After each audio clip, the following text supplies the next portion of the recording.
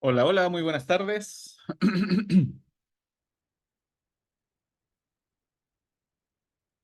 Buenas tardes a todos. Coméntenme si me escuchan bien. Voy a activar de inmediato la cámara. Denme un segundo. ¿Todo se escucha en orden, correcto? Tengo un pequeño problemita de internet y no quiero que afecte sin duda. Por eso voy a estar pidiendo un feedback constantemente. ¿Cómo están? Gusto saludarlos. Ahí creo que va la cámara. A ver si el internet me anda bien con la cámara. Ahí sí.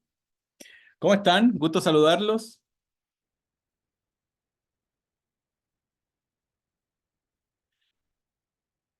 Los micros no se pueden activar. No se preocupen, no se preocupen. Perfecto. Muy bien, qué bueno, qué bueno. Qué gusto saber de ustedes. Nuevamente una nueva semana cargado de conocimientos, sin duda. ¿Cómo están? ¿Han estado bien? ¿Cómo está el tiempo por allá?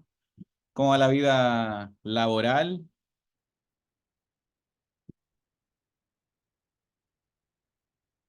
Bien. Acá mucho calor. Algo les decía yo la semana pasada. 38 grados. 38. Está horrible, horrible. Estamos en una ola de calor. Nosotros acá en periodo de vacaciones, pero vamos, algunos seguimos trabajando. Acá frío. Bien, bien. Sí, ojalá pudiera. Ojalá pudiera llevar ahí 5 grados para allá. Sí, acá es verano. Acá es verano, está, como dicen por acá, está heavy, está heavy. Oye, yo les quiero agradecer, primero que todo, por dedicar, darse el tiempo de estar acá en una nueva jornada de estudio, sin duda.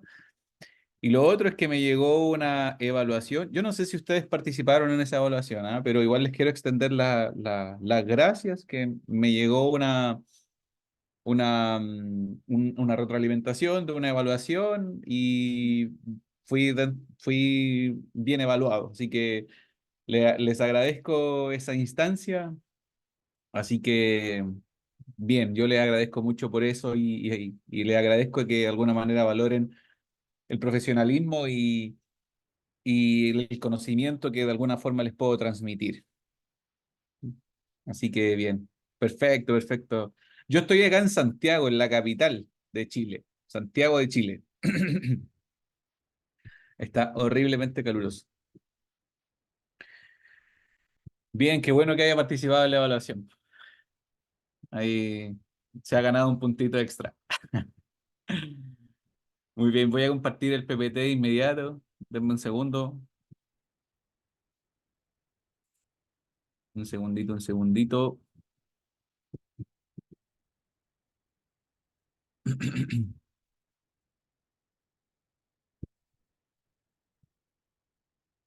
Seguimos con las temáticas relacionadas a los vehículos híbridos, eléctricos, orientados al diagnóstico. Ya hemos pasado por todo, ¿no? Ya hemos pasado desde la temática fundamental del diagnóstico, principios operativos relacionados al diagnóstico, interfaces de diagnóstico, protocolos de comunicación, y desde la semana pasada estuvimos ya interiorizándonos con el aspecto de los vehículos eléctricos e híbridos, ¿ya? Tengo por casualidad el día de hoy gente nueva que se está incorporando, tal vez primera clase. ¿Tengo a alguien por ahí? ¿O todos ya seguimos en línea?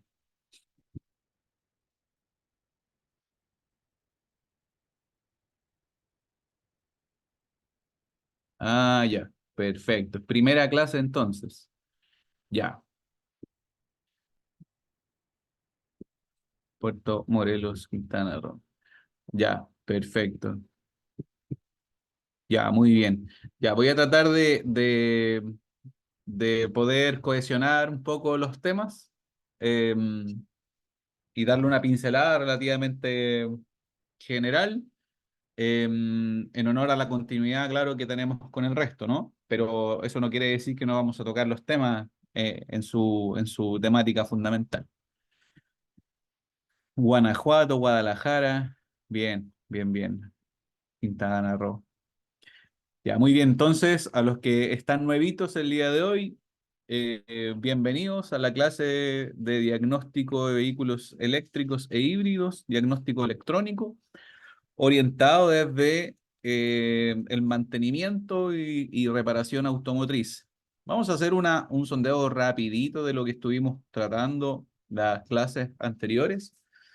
Bueno, la clase anterior estuvimos profundizando un poquito las temáticas que involucran qué era un vehículo eléctrico, qué era un vehículo híbrido como tal. Y salían algunas características, algunos conceptos que son importantes analizar. Así que yo les recomiendo a los estudiantes que se integran hoy que tomen una foto, un pantallazo o supongo que tienen ahí su cuadernito y anoten rápidamente que los términos más asociados a este proceso son EV, que es un vehículo eléctrico, BEV, que es un vehículo 100% eléctrico, al igual que el EV, solamente que hay algunos textos, hay algunos libros, alguna información técnica que lo pueden expresar como BEV, pero sigue siendo un vehículo eléctrico en realidad, Battery Electric Vehicle, que es el mismo. Después nace la rama de los híbridos, que involucra Hybrid Electric Vehicle.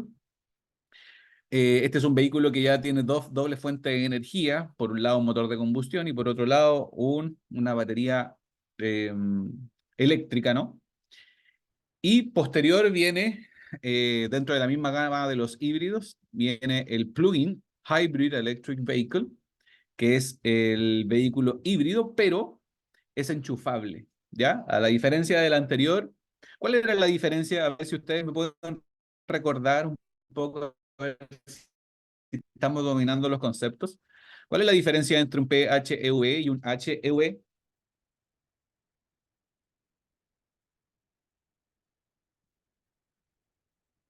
A ver si alguien por ahí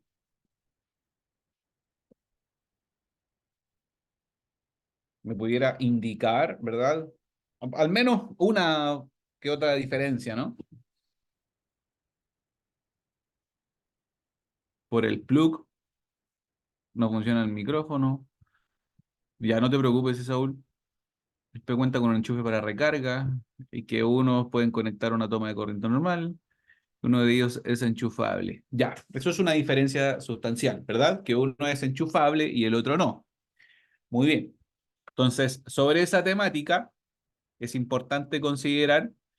Ahora, si yo les pudiera tomar ese racionamiento así rápido, ¿cuál creen ustedes que tiene una mayor autonomía con respecto a los kilómetros que puede dar la batería?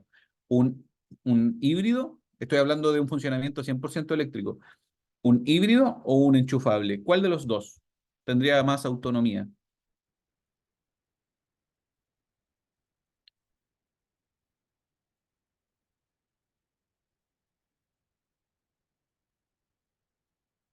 Ya, bien, un PHEV, perfecto. ¿Todos me escuchan bien? Me dicen que tengo el micrófono desactivado. Yo no. ¿Todos me escuchan bien, no? Ya, ya, perfecto. Y claro, efectivamente un PHEV es el que tiene un poco mayor, un poco más de autonomía. Por lo general tienden a ser baterías algo más grandes. Em, Aquí un tema súper importante, la capacidad de las baterías, y tiene una cuestión de conceptos en verdad, pero permite ir incorporando nuevos conocimientos. Que los vehículos eléctricos y su capacidad con respecto a la corriente eléctrica que pudieran almacenar, tiene relación un poco con la energía, ¿sí? La forma de medición de la energía de una batería o su capacidad de almacenaje se mide en kilowatt hora, ¿ya? Es una potencia en relación tiempo.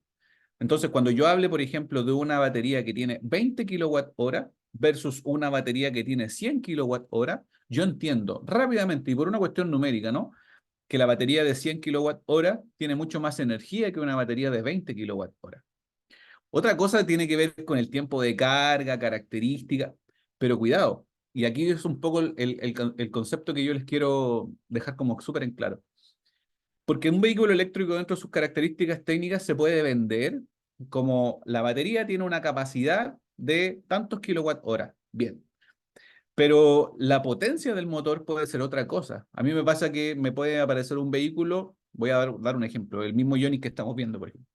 El Ioniq tiene una potencia de 88 kilowatts y la batería tiene 28 kilowatt hora.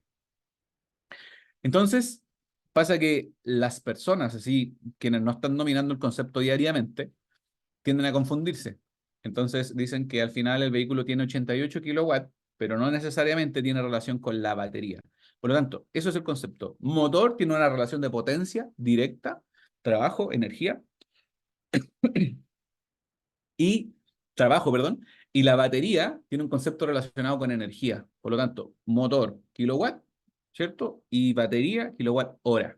¿Ya? Más adelante les voy a enseñar, tiene directa relación un poco con cálculos, igual más adelante hay un poco de cálculos. Bueno, y la otra tendencia son aquellos vehículos que son celdas de combustible, ¿verdad? Aquella celda o aquel vehículo que funciona principalmente con hidrógeno, pero está dentro de la gama sustentable, ¿verdad? Porque sigue siendo un vehículo eléctrico, su funcionamiento particular desprende de ahí, desde ese aspecto. Hablábamos un poco de la construcción, eso lo vimos la semana pasada.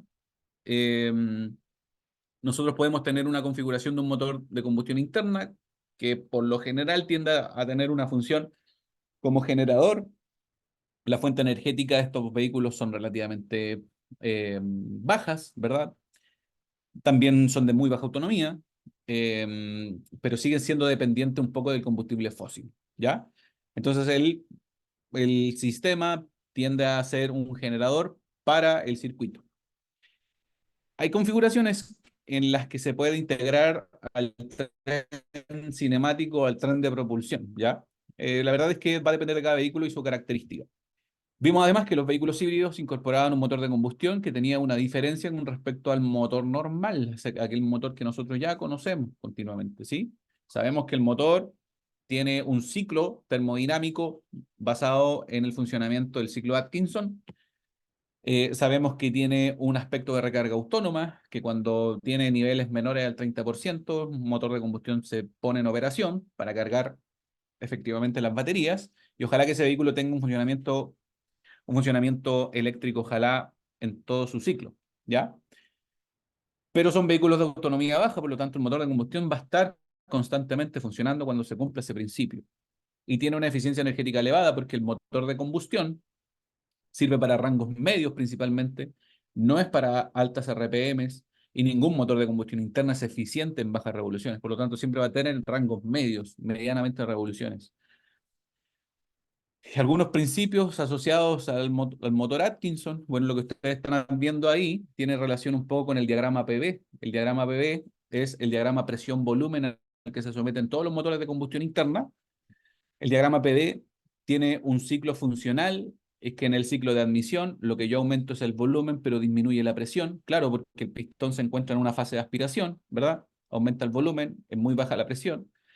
Los motores de combustión interna del ciclo Otto deberían idealmente tener la presión equivalente a un bar, que es como lo atmosférico, dependiendo mucho de la altura a la que se encuentra el motor, ¿no? Porque sabemos que en la medida que tenemos mayor altura y si vivimos, no sé, en el monte Everest, claramente tendremos mucho menos, ¿verdad? Por una cuestión de densidad, etcétera. Entonces, el ideal es que el motor en su fase de aspiración tenga lo mismo que lo atmosférico, pero eso no es una realidad. Por eso es que se empieza a estudiar un poco el aspecto del volumen, el rendimiento efectivo que tiene el motor. En su fase de aspiración siempre tiene un poco menor al atmosférico. Y entonces, bajo esa premisa, se cierran las válvulas de admisión y viene la fase de compresión. Y aquí es un poco el aspecto de diferencia que tiene el motor Atkinson con respecto al cicloto, que los motores Atkinson son de menos potencia, sí, porque su baja de revoluciones o su fase fundamental de trabajo de revoluciones es a media, no tiene un rango alto, tiene menor compresión efectiva, porque las válvulas de admisión están más tiempo abiertas, en periodo de compresión, ¿sí? Puedo yo comenzar la fase de compresión del pistón, ¿cierto? En el cilindro, ¿verdad? Y las válvulas se pueden encontrar abiertas, hay una fuga de presión, ¿sí? Ahora, ojo, estoy como extrapolando el concepto, porque el fuga como tal no es, más bien es una baja eficiencia, ¿no? Y extensión de la carrera de escape. Y eso provoca que al final los tiempos de los 720 grados que tiene que dar el cigüeñal, hay una diferencia gradual entre carreras, que eso afecta directamente al funcionamiento. En los motores de combustión hay un concepto que se llama ciclo teórico y ciclo práctico, ¿ya? Por un lado, el ciclo teórico que involucra que, no sé, yo a los 0 grados yo tendría que abrir una válvula, pum, y funcionar. Ojalá que si miro desde el leva a los 360 grados, 90 grados tendría que ser admisión, compresión, trabajo, escape. Tendría que ser así. Pero hay una cuestión dinámica, fluidos, física, que atentan contra los motores de combustión interna y que no permite que eso ocurra así. Por eso es que existe el ciclo real. Entonces, ¿dónde apunta este motor Atkinson? Eso, apunta a la característica del ciclo dinámico. Tiene un mejor aprovechamiento energético con respecto a la extensión de la carrera de escape. ¿Es un motor que tiene eficiencia con respecto a los motores híbridos, o sea, los vehículos híbridos? Sí, sí, porque está pensado para un rango medio de revoluciones.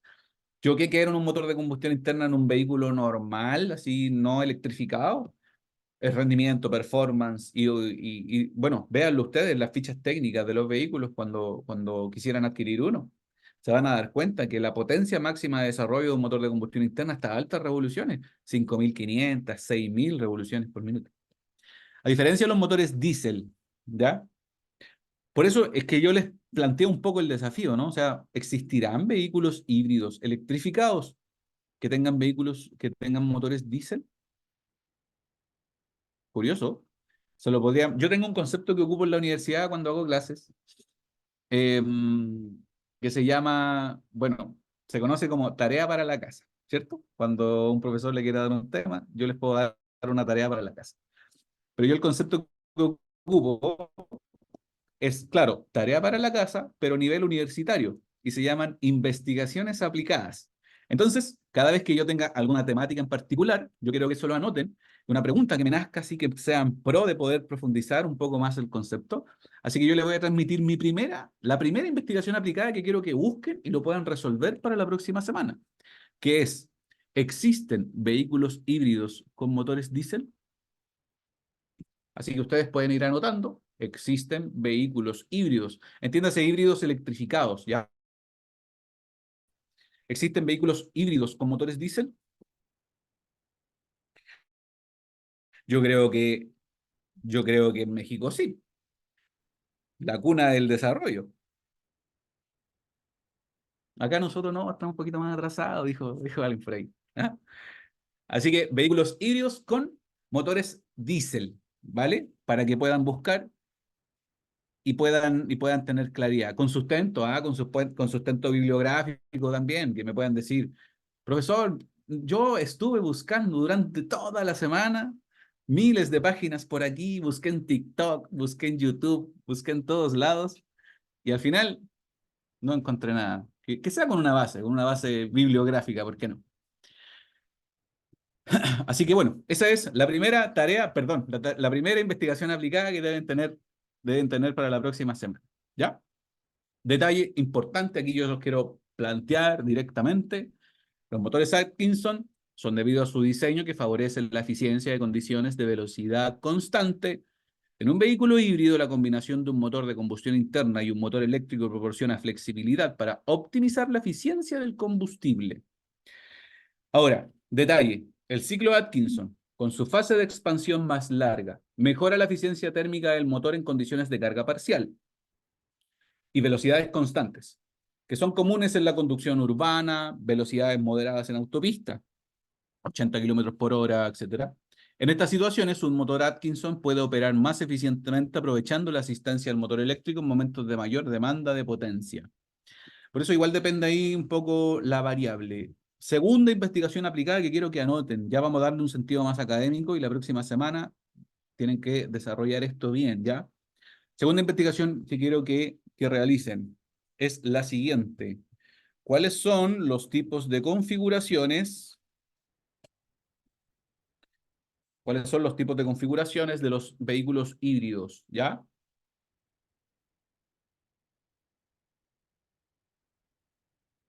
Cuando me refiero a configuraciones, me refiero a tren cinemático.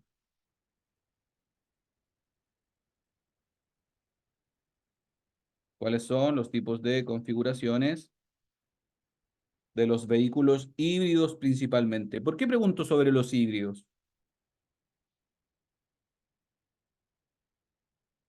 Pregunto sobre los híbridos porque los híbridos tienen una influencia con respecto a la cinemática y el motor de combustión interna. ¿Ya? En un eléctrico, ¿no? En un eléctrico es batería, inversor, conversor, aire acondicionado, sistema de calefacción, ¿verdad? Motor eléctrico y nada más. En cambio, en un híbrido tiene ahí una variable que puede incorporarse al respecto. ¿Se podrá por el tema de compresión? Bueno, tengamos la pregunta, desarrollemos la respuesta y la próxima semana le podemos dar como el sentido, encauzar aquella respuesta. Mercedes-Benz maneja un híbrido diésel. No recuerdo el modelo, pero voy a investigar a fondo. Muy bien, muy bien. ¿Puede repetir la primera? ¿Cuál primera, Daniel? La locomotora se concierta híbrido. Dice bien un híbrido, pero es muy, muy caro. La locomotora se concierta híbrido. La locomotora. Eh, yo entiendo como locomotora la antigua, ¿no? Yo entiendo como locomotora aquella que yo le echaba carbón. Eh, que pidió investigar sobre configuraciones de B. Sí, la primera investigación aplicada era si es que existían vehículos híbridos con motores diésel. Y la segunda es cuáles son las configuraciones de los vehículos híbridos, ¿ya? Sí, por ahí va, Alfonso, por ahí va. Si es que son configuraciones serie, paralelo, por ahí va. Hay otra más que es mixta igual, para que la estudien y la vean con claridad.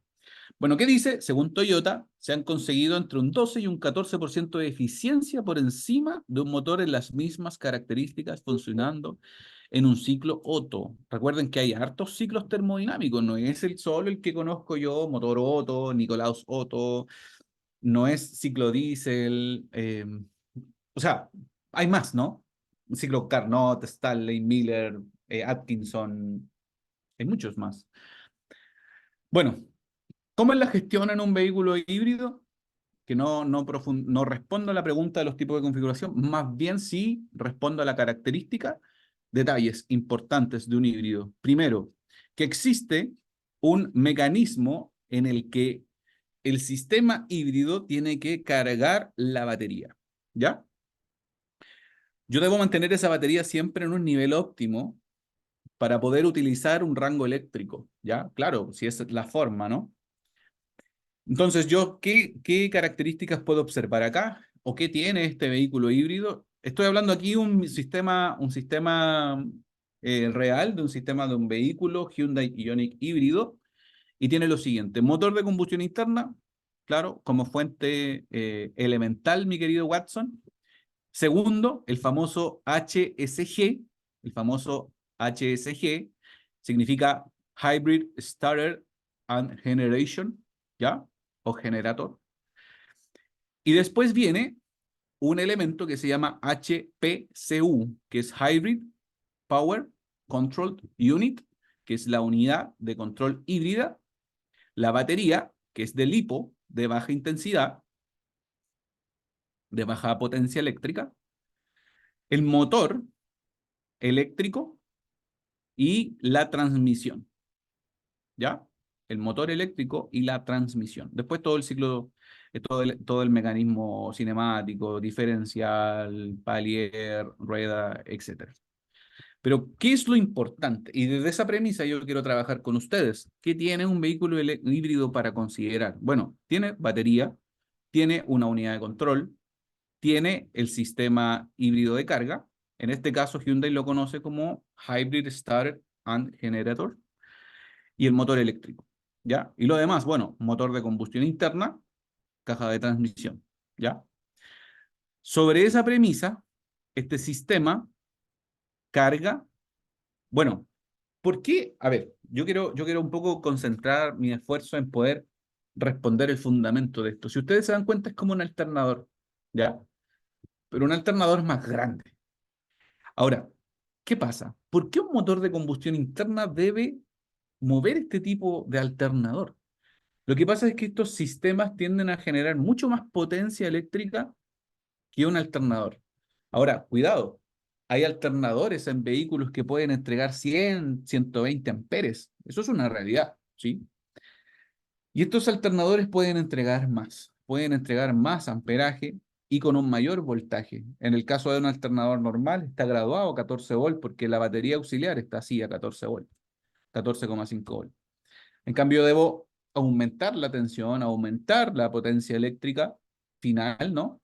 Por eso es que ocupo un motor de combustión para que pueda empujar con claridad, con fuerza, con sentido, que pueda empujar. Al final, este elemento, en ese aspecto de carga, funciona en que el motor de combustión, a través de un mecanismo, debe mover, ¿verdad? Ese HSG para cargar la batería de alta. Entonces, bueno, y la misma unidad híbrida también se encarga de poder suministrar energía a la batería auxiliar, que es la más pequeña, ¿ya? Entonces, misión principal, entregar una característica de carga a la batería y mire, realizar el arranque del motor, controla a velocidad el aterrizaje suave y el control del alternador. Entonces tiene funciones elementales este sistema y que radican un poco en el proceso. Igual el motor de combustión como tal tiene un motor de arranque, pero son para los casos en que el sistema HSG, en este caso, en este vehículo en particular, no puede darle arranque al sistema. El motor eléctrico no le puede dar arranque al motor. A mí me pasó con un Honda Civic, cuando el sistema no podía entrar en modo red y no podíamos encender el motor de combustión, el motor eléctrico no podía darle encendido al motor, así que tenía un sistema alternativo que era el motor de arranque. ¿Ya? Así que el sistema igual está. Continuemos.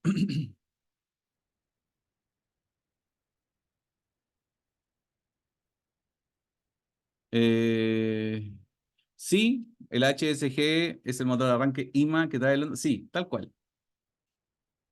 Las máquinas son con motores diésel. Sí, sí, algunas, yo, miren, no soy especialista en trenes, pero yo sé que existen diésel y que están basados en ese principio, mayoritariamente, por la cantidad de energía. Y los eléctricos no son como los de carga, por eso es que hay que diferenciar si es que son trenes ferrocarriles o si es que son trenes, no sé, metro, por ejemplo. Esos sí son eléctricos, 100%, pero los otros son base combustionante. Entonces, depende ahí el sentido. Que si es ferrocarril, mayoritariamente sería diésel. Bueno, un eléctrico, la característica, bueno, tiene su enchufe de carga, tiene el motor eléctrico como tal y el pack de baterías de una mayor energía. ¿Ya? Ahora, las características de un EV es que su fuente energética se concentra en una batería, tiene un sistema KERS. Sabemos que el sistema KERS es el sistema de recuperación de energía cinética y es un vehículo que puede funcionar con tensiones de trabajo entre 350 y 450 volts livianos. Y hay modelos de mayor potencia eléctrica que tienen un voltaje mayor. ¿Ya? Esto lo vimos la semana pasada. Estas son las unidades de control que tiene un vehículo eléctrico y estamos como objeto de estudio. Tenemos un Hyundai Ioniq eléctrico y nos encontramos con lo siguiente, ¿ya? Así que alumnos que son nuevos, que puedan ir anotando las unidades del vehículo y que tienen relación en la forma en cómo ya voy a diagnosticar para más adelante el vehículo en general. Así que lo primero que encontramos es la EPCU, ¿ya? La EPCU es Electronic o Electric Control, eh, Electric Power Control Unit, ¿ya? Que es la unidad de control de potencia eléctrica. Eso es lo primero, esa es la central, ¿ya? En esta EPCU se encuentran todas estas que voy como a alinear, ¿ya? Estas que están acá son las que voy a alinear en el tema. Todas estas unidades que están acá dependen de la famosa EPCU, ¿ok?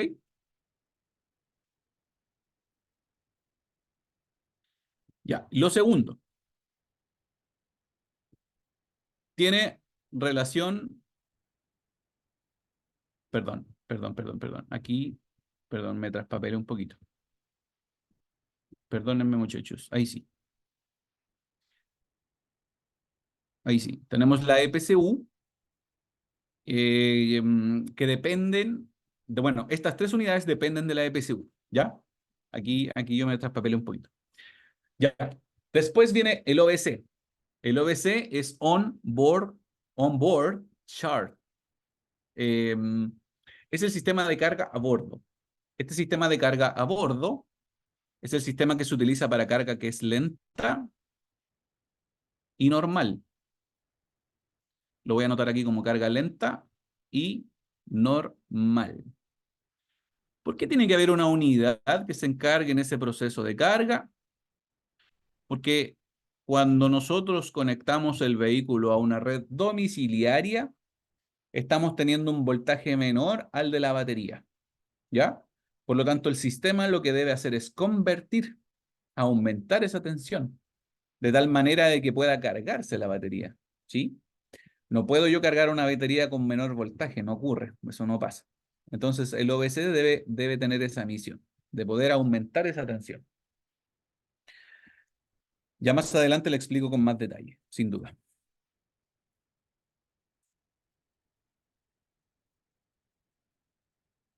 La EQ sería la EQ PCM de un automóvil, sí, sí, correcto. Esa famosa EQ, EPCU, es eso, ¿sí? Es la famosa EQ del vehículo, es la gestión de potencia eléctrica, en verdad.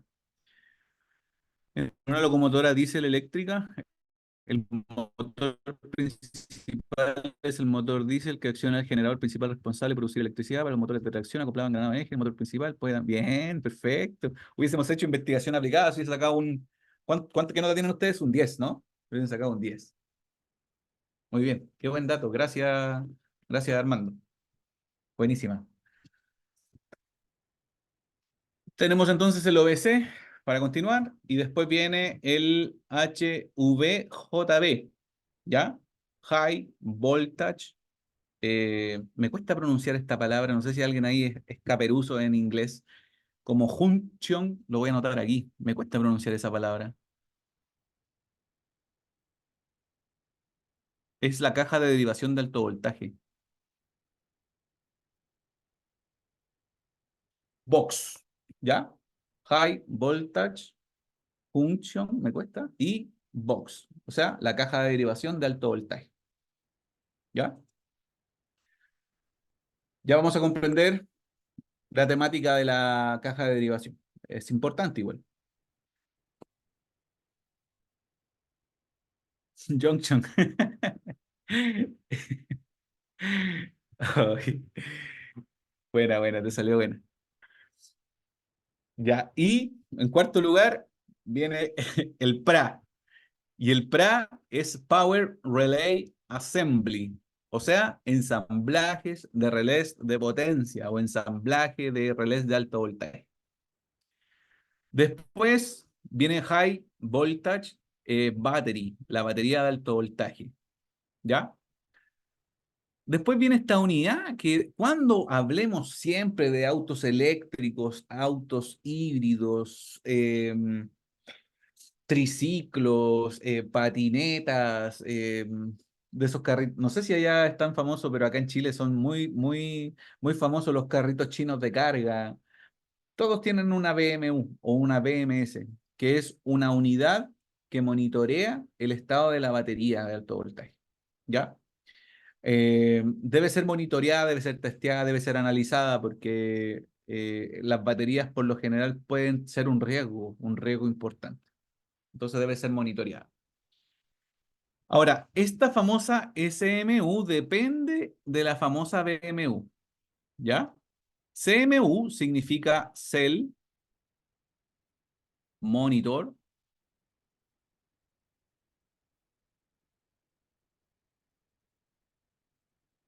Cell Monitor Unit, ¿ya? Cell Monitor Unit. La unidad de monitoreo celular. En alguna oportunidad di una conferencia en virtual para Latinoamérica principalmente, exceptuando el centro y el norte.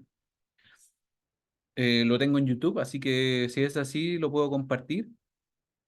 eh, que hablo directamente de la CMU y la gestión del balanceo celular. Está bueno, está interesante. Después viene la MCU, que es Motor Control Unit, que es la unidad del motor. Esta es la que controla el motor, que el motor gire, que el motor realice su movimiento efectivo, etcétera. ¿Vale? Esta es la unidad que se encarga de ese proceso, la MCU, Motor Control Unit. Después viene la BCU, que tiene relación un poco con Vehicle Unit, que es la unidad que monitorea todos los periféricos del vehículo, entre ellos el acelerador, ¿verdad? La demanda que tiene el conductor con respecto al sistema. Es la unidad que se encarga de poder darle ejecuciones a la EPCU y la EPCU diga, oye, ¿sabéis qué? Necesito esto de ti, y ahí vaya gestionando todo el proceso. Y no puedo olvidar a nuestro buen amigo. Yo lo reconozco como un héroe sin capa, que está ahí, hace un trabajo silencioso, pero vital, que es el famoso conversor de CDC, ¿sí? Este conversor de CDC se encarga de poder mantener la batería auxiliar, aquella que es de 12 o 14 volts, siempre en un estado operativo para que las unidades de los vehículos se mantengan siempre funcionando y en el voltaje que corresponde. Entonces, SLDC significa Low Direct Current, que es la unidad conversora. Es aquella que toma esa alta tensión, la minimiza, la transforma de 360 y la realiza en 14 volt para cargar la batería auxiliar. Estos vehículos por lo general están teniendo una demanda energética muy alta. La batería no tiene grandes características, no son de ciclo profundo, no son baterías pensadas en un aspecto de configuración de gel, no son baterías de litio, no, son baterías de ácido plomo, ¿sí? Y son baterías de ácido plomo que responden a 50, 55, hasta 60 amperios, ¿ya? No es una batería con grandes características. Son monitoreadas, sí, a través del sensor IBS, que es un sensor que está en la batería en el punto negativo, ¿no? Y con ello va detectando la fuga, va detectando el SOC, va detectando el SOH, esa batería de ciclo de ácido plomo, pero también debe ser monitoreada y debe ser cargada para que se mantenga en un estado operacional, ¿ya? Así que el LDC se encarga de esa función. También tengo un video en mis redes que involucran el diagnóstico del LDC. Bueno, continuemos. Contexto estructural de un vehículo eléctrico. Bueno, principalmente acá está la batería de tracción. Esta batería de tracción está gobernada y comandada acá por un elemento que es el PRA. En el PRA se encuentra la BMS y los relés de alta potencia. Se comunican a través de unos cables de alta tensión, cables de alto voltaje, y llegan a un componente acá. Bueno, no sé si lo podrán observar así bien, pero llegan a un componente. A ver si voy a hacer unas marcas primero, porque no me deja marcar a la vez. Aquí. Llegan a un componente, ese que está ahí. Si ustedes se fijan, llega directamente el cable, ¿no? Bueno, ese cable llega a un componente que se llama HVJB. Ese HVJB le suministra, porque es un derivador de alto voltaje, le suministra corriente a el compresor del aire acondicionado, a la resistencia PTC del habitáculo para que pueda dar calorcito, ¿no? Y también parte de esa energía a la EPCU, que es la unidad de gestión de alta potencia.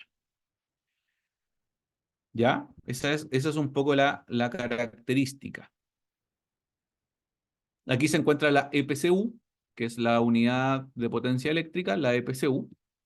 Otra característica es que abajo de la EPCU, así se construye principalmente este vehículo. Puede tener algunas diferencias con respecto a otro, sí, pero mínimas, ¿ya? Puede que cambie la posición, el lugar, pero mínimas. Así se construye este vehículo. En primer lugar, si yo lo miro de frente, se encuentra la EPCU,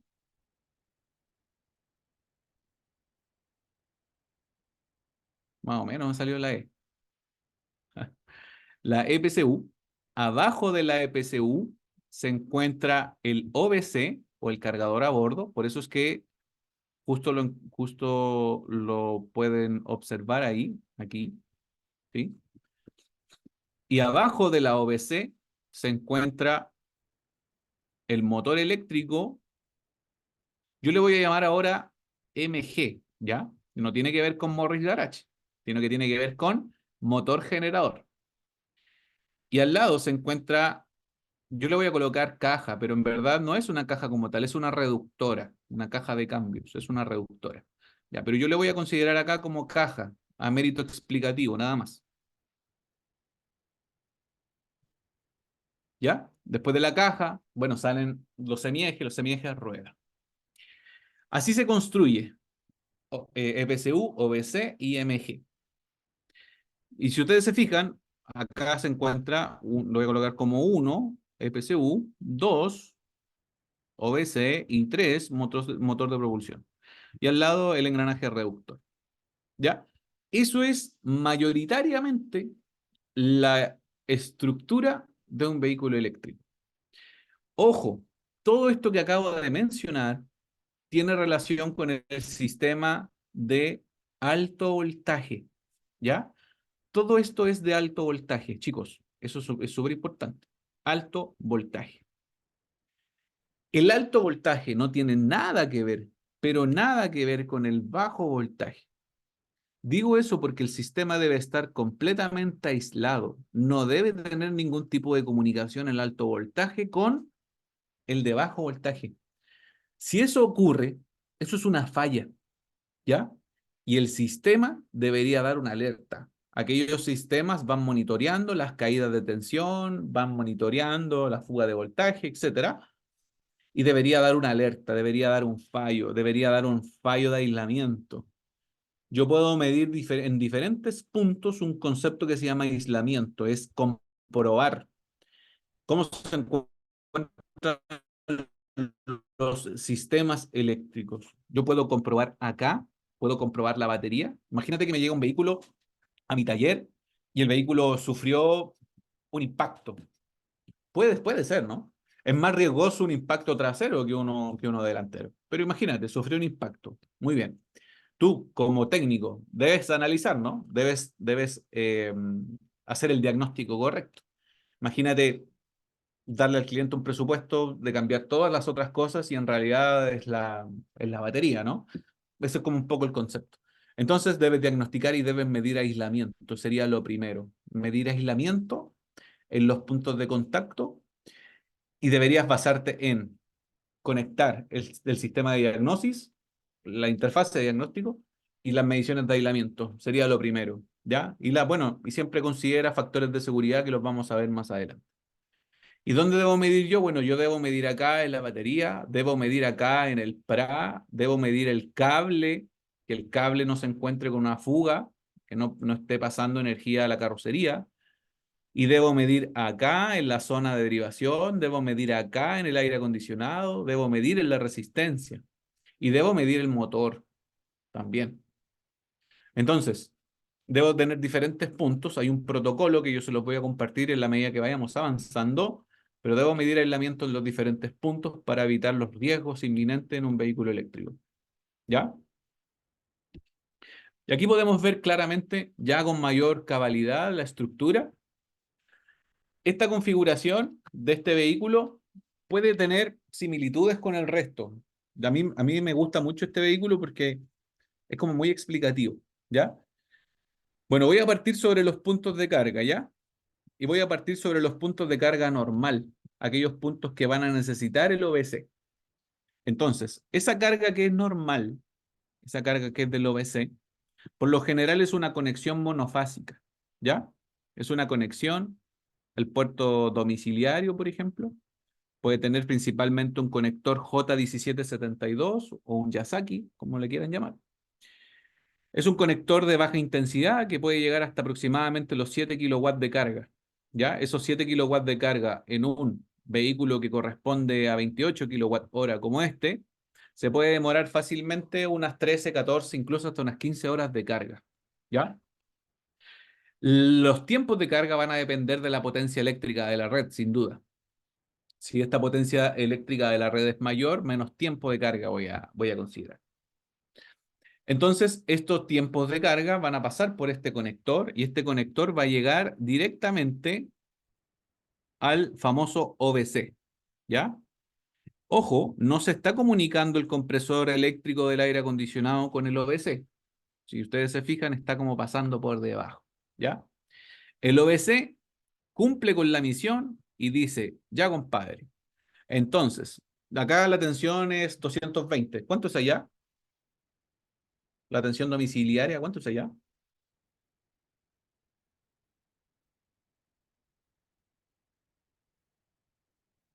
Pregunto a esos vehículos, ¿cómo se enfría el inversor, ya que los HB ocupan refrigerante?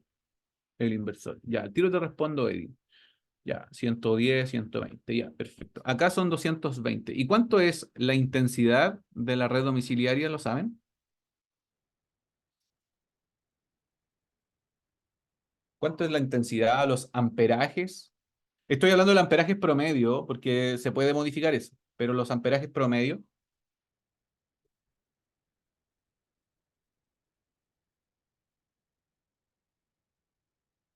en una casa, 300 amperes. No, yo diría que es mucho.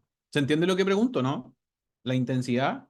Porque, por ejemplo, acá la red domiciliaria en Chile son 220 volts y con un promedio de 10 amperes a una frecuencia entre 50 y 60 hercios. ¿Ya? Puede en algunos casos llegar a 16 amperes. ¿Ya? Y en algunos casos se puede modificar hasta más, pero eso ya es una modificación y una autorización de la red eléctrica. Eso es otra cosa. Ya, 15 amperes. Ya, perfecto. Acá son 220 con una media de 10 amperes hasta 16. Las pastillas cortan. Sí, que las pastillas por lo general siempre tienden a cortar más. ¿Ya? Yo tengo acá en mi casa que justamente el relé termoeléctrico como que falló. Y cada vez que, y cada vez que tenía que colocar el microondas y todo, sonaba como tarro, sonaba muy mal. Entonces lo cambié. Y tenía uno de 12. eh, y bueno, y responde un poco a la normativa, ¿no? Acá se llama SEC, la Superintendencia de Energía y Combustibles, que dice que debe ser como de 16. Entonces, si son de 10, dejan como 16 y el cableado también debe tener un diámetro. Bueno, es todo un tema, es todo un tema. Entonces, claro, está entre 10 y 16. Ya, si es así, el sistema lo que debería hacer, si es que yo, por ejemplo, considero que mi batería tiene 360 volts, eso es lo que tiene esa batería nominal. Ojo con ese concepto nominal, no estoy hablando de los máximos y los mínimos. Toda batería va a tener un máximo y toda batería va a tener un mínimo, ojo. Cuando yo hable de una batería descargada, yo puedo hablar de una batería que puede tener, de ejemplo, 300 volts, muchachos. Miren lo que estoy diciendo. Porque muchos creen, y lo digo para poder un poco eliminar aquellos conocimientos errados populares, que cuando hablan de una batería descargada es una batería en 0 volt. Y no, una batería nunca llega en 0 volt, nunca. Siempre existe un residual electroquímico, siempre. Entonces, una batería descargada no hay 300, no hay 0 volt nunca. Debería estar en un corto eléctrico, por ejemplo.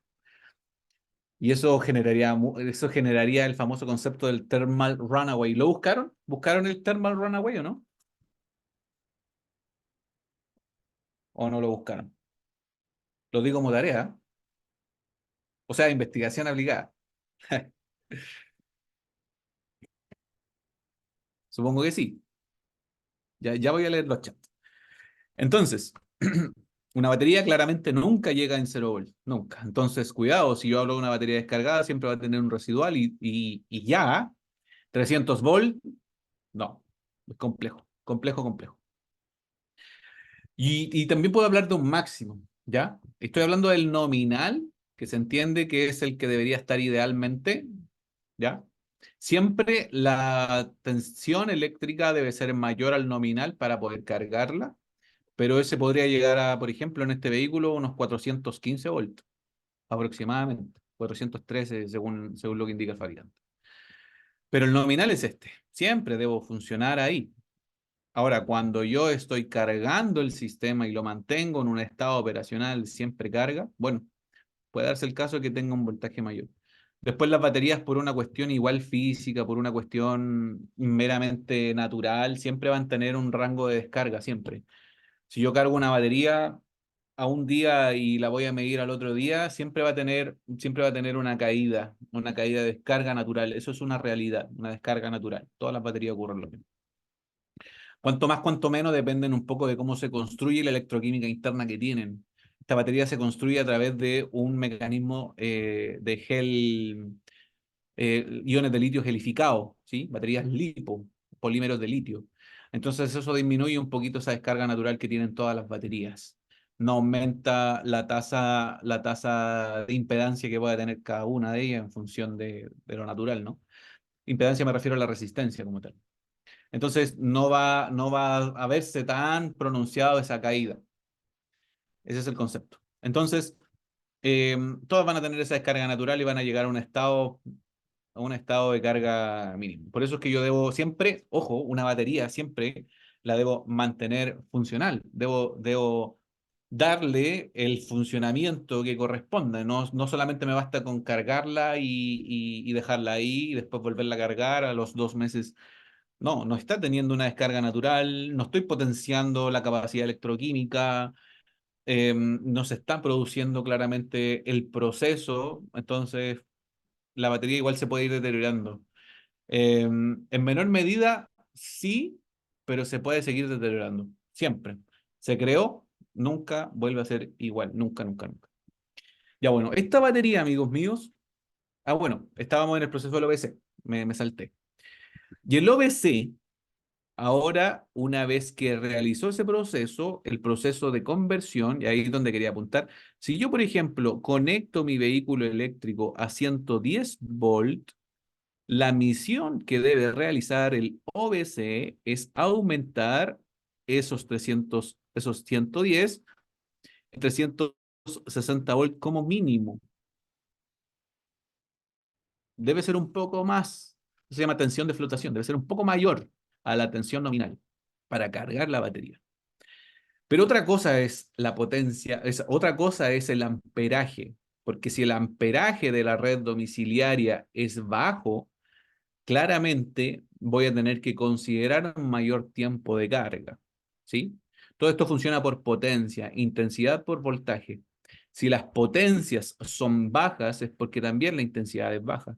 Por lo tanto, conectarlo a 110 volt y más encima bajo amperaje, eso va a proyectar mucho tiempo el proceso de carga. Pero hay otra complejidad. La primera complejidad era poder aumentar el voltaje, ¿ya? Era lo primero, generar esa conversión. Pero la segunda complejidad es que este sistema lo que debe hacer ahora es generar una inversión. Es decir, cambiar una tensión que es alterna en una tensión que es continua. Así que cuando yo les explique que el OBC tiene dos funciones, es que en realidad sí son dos funciones. Una, aumentar la tensión y dos, debo rectificar esa corriente, debo generar una inversión de esa corriente para que esa corriente pase ahora a continua. ¿Por qué? Porque una batería nunca, jamás de los jamases, se carga con una tensión que es alterna. Porque la alterna pasa por momentos negativos, produciendo cortes, ¿ya? Entonces esa batería va a tener cortes. Si el OBC falla y estoy suministrándole tensión alterna, olvídate. Entonces esa batería, no, va a ser terrible el proceso. Entonces, cuando yo les pregunte en una futura prueba que pretendo hacer y les diga, muchachos, a ver, ¿cuáles son las dos funciones del OBC? Ustedes me dirán qué son.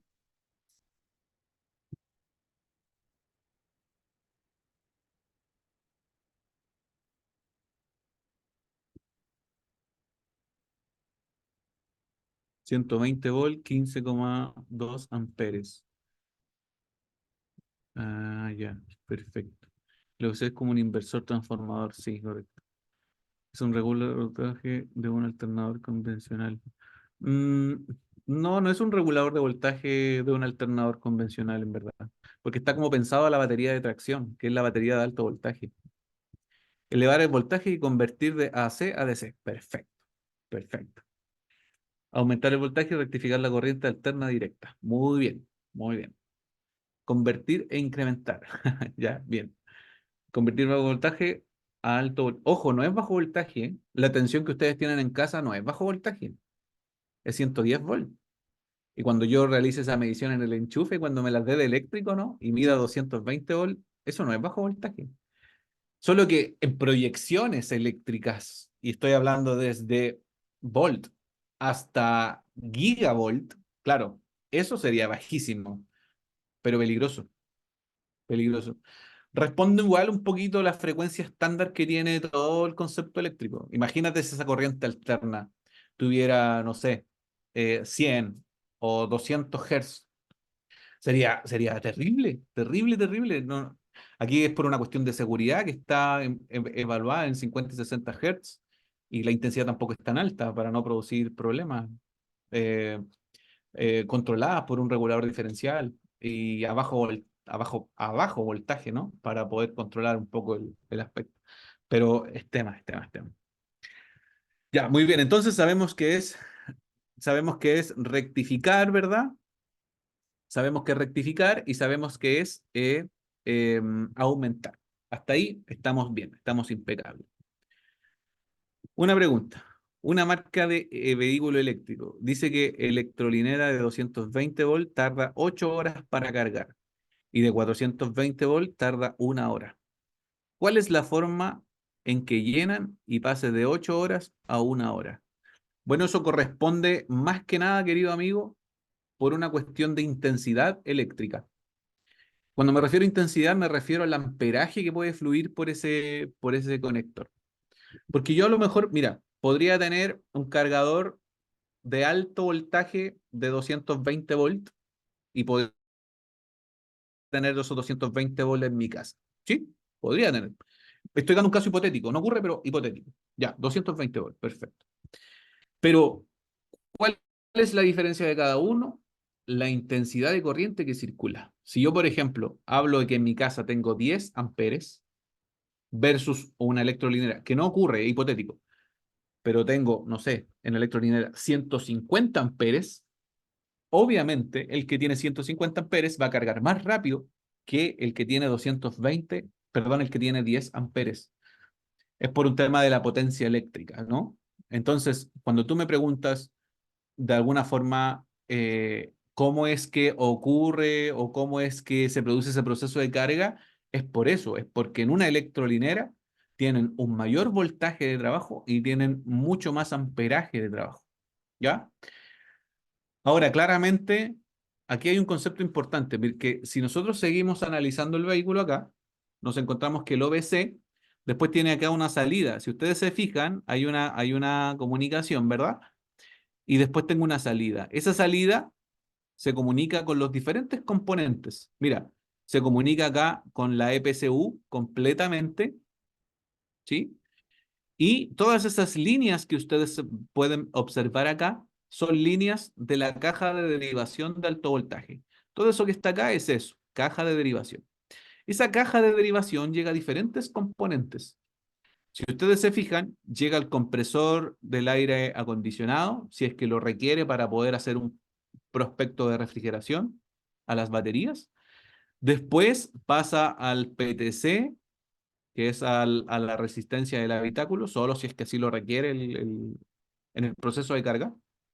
Lo que no puede ocurrir en un vehículo eléctrico es que si yo estoy cargando, encenderlo, ponerlo en modo ready, eso no puede. El sistema no te permite tener el vehículo cargando y encender el vehículo, no se puede. Sería un riesgo inminente. Y acá es el cable de conexión, y este cable de conexión, si ustedes se fijan, llega a este componente, ¿verdad? Bueno, este componente que ustedes están viendo acá se llama PRA, ¿ya? Power Relay Assembly, que se encuentran 5 relés. Estoy hablando de la configuración más común, 5 relés. Esos relés van a tener por nombre relés principales, ¿ya? Que son estos relés que están acá. Esos relés que están ahí son los relés principales. Y esos otros 2 relés son los relés de carga. Pero estos relés no tienen que ver con la carga del OBC, sino que tienen que ver con la carga rápida, que es otro proceso de carga y este tipo de configuración en este modelo. Y hay otro relé, ya más chiquitito, que es este relé que está acá, que se llama relé de precarga. Ya vamos a comprender qué es el relé de precarga. Así que ya tengo 5. Hay otra configuración para que este modelo pueda llegar a las zonas más frías. Hay un relé, que es ese relé que está acá. Si ustedes lo pueden observar ahí, le voy a hacer un poco de zoom. Ese relé que está ahí, que acabo de marcar, ese es el relé siempre y cuando el vehículo se comercialice, no sé, en Alaska, donde sea una zona muy fría y las baterías necesiten una temperatura más elevada para funcionar. Recuerden que el frío afecta a las baterías y ese relé es el relé de calefacción de las baterías, ¿ya? Entonces, si el vehículo se despliega su funcionamiento en Alaska, voy a tener que aumentar la temperatura de esas baterías para que puedan entrar en un estado de operación. Y ese relé que está ahí es para eso, para el sistema de calefacción. No en todos los mercados lo tiene, ¿ya? Por eso tenía un sentido más comercial. No en todos los mercados funciona. Ya, entonces, volviendo un poco al concepto, nos encontramos en que ya viene directamente desde la caja de derivación y llegan a los relés principales. Y los relés principales, miren, si ustedes se fijan, acá pasan directamente. Voy a borrar todo el cachivache de ahí. Borrar todas las entradas de la diapositiva. Sí, ahí sí. Ya, entonces yo puedo observar acá que viene desde los relés de carga, perdón, los relés principales y llegan directamente a los puertos o a los módulos, desde ahora módulos, que tiene la batería. Entonces, estos módulos se construyen entre 6 y 10 celdas cada uno y componen un voltaje total de 360 voltios. ¿Ya? Entonces, sobre esa premisa, desde los relés principales se produce el proceso de carga. Así es como el OBC debe funcionar. Así es como el OBC debe funcionar. Ahora, ¿cómo funciona el vehículo si es que yo ya no estoy cargando, más bien estoy demandando energía? Bueno, si yo demando energía, el sistema, hablando principalmente desde la batería en adelante, la batería, quien contiene toda esa energía elemental, debe transmitirle energía a los relés principales, ¿ya? Desde ahora, relé principal negativo y relé principal positivo. Ahora, para que esto pueda ocurrir, debe haber un componente que es vital y que lo hemos olvidado hasta ahora, que es el famoso relé de precarga y la resistencia de precarga. ¿Cómo funciona esto? Si yo pienso en un relé, por ejemplo, estoy hablando del contacto electromecánico que tiene un relé, cualquiera, un relé automotriz, por ejemplo. Un relé es un dispositivo que a través de una baja tensión yo puedo controlar una alta tensión, ¿ya? Un relé se compone principalmente de su bobina bobina positivo, negativo, y la conexión eléctrica que yo le quiero transmitir, ¿no? En este sentido. Si yo quiero inducir corriente eléctrica en ese relé para cerrar el circuito, yo debo hacer pasar una corriente por esta bobina. La bobina lo que va a hacer es generar un campo magnético que va a atraer este contacto eléctrico y el contacto eléctrico se va a cerrar. Hasta ahí no hay problema. Pero el problema ocurre cuando ese control energético es de muy alta intensidad y de mucho voltaje. Cuando eso ocurre, cada vez que el relé se vaya cerrando, va a producir acá, lo voy a hacer de color verde, va a producir acá un arco eléctrico. Entonces, cuando el relé se cierre, quiera cerrarse porque se activó el relé, son 360 volts y una alta intensidad que puede ser en función de la demanda, ¿no? Pero imagínate a máxima potencia, es una alta intensidad, por lo tanto, cada vez que el relé se quiera cerrar, va a producir un arco eléctrico que va a dañar los contactos del relé. ¿Qué pasa si esos relés principales nunca se pueden despegar o nunca pueden abrirse? El vehículo siempre, aunque esté apagado, estaría enviando energía desde la batería de alta tensión hacia la unidad de control, siempre. ¿Sería un riesgo inminente? Sí, sería un riesgo inminente si es que hay algún técnico que quiera trabajar confiadamente, ¿no? No realizó el proceso de seguridad y que quiera trabajar, ¡pum! Y se encuentre con 360 volts. O en un accidente. Lo que debe ocurrir en un accidente, cuando el vehículo choca de forma frontal, lo que va a ocurrir es que los relés se van a abrir inmediatamente y se va a desconectar la alta tensión. Y la batería va a quedar completamente aislada con respecto a todos los otros circuitos. Entonces tiene un rol de seguridad, tiene un rol de control y tiene un rol principalmente de poder aislar, ¿cierto? Esa batería con respecto a los demás sistemas. Entonces, ¿cómo yo puedo garantizar el buen funcionamiento de este amigo es que estoy marcando acá? A través de un relé de precarga. Ese relé de precarga va a permitir que el circuito de conexión, voy a borrar acá, el circuito de conexión, amigos, va a fluir desde aquí a acá, ¿ya? Y la energía, claro, va a pasar por acá, pero la energía no va a continuar porque el relé se encuentra abierto. Entonces, se va a activar ese relé, va a activarse, y ese relé, claro, va a sufrir primeramente el impacto, pero no se va a dañar con respecto al circuito, porque posterior a ese relé se encuentra una resistencia que puede disminuir significativamente el voltaje con respecto al voltaje de entrada y el voltaje de salida del relé principal. Entonces, imagina lo siguiente. Yo tengo en este contactor, en el relé principal, 360 volts, que es aquí, donde voy a apuntar ahí, aquí, ¿ya? Y en la salida aquí yo tengo cero. No es lo mismo. Mire el caso práctico que voy a considerar acá. Imagínate que existe alguien ahí que sufre por amor y está un poco triste y dice, profesor, yo estoy estudiando electromovilidad para mi novia y mi novia no le gustan los autos eléctricos. Imagínate, te dice eso. Entonces, te dio pena y dijiste, no, no, ¿sabes qué, profesor? No, no, no, no, esto no puede ser. Así que decidiste tirarte en un 10º piso. Hipotético nomás, no lo haga nunca. 10º piso. Te tiraste en un 10º piso. No va a ser lo mismo caer desde un 10º piso que desde, no sé, 2 pisos, ¿no? No es lo mismo caer de un 10º piso con respecto a 2 pisos. Y a lo mejor sentiste pena en el que estaba como en 2 pisos y dijiste, me da pena, pero también me da miedo morir, así que no, me voy a tirar de 2 pisos nomás. Entonces vas a sufrir menos daño con respecto a un 10º piso. Más o menos así es el concepto, porque algo trágico, pero algo así.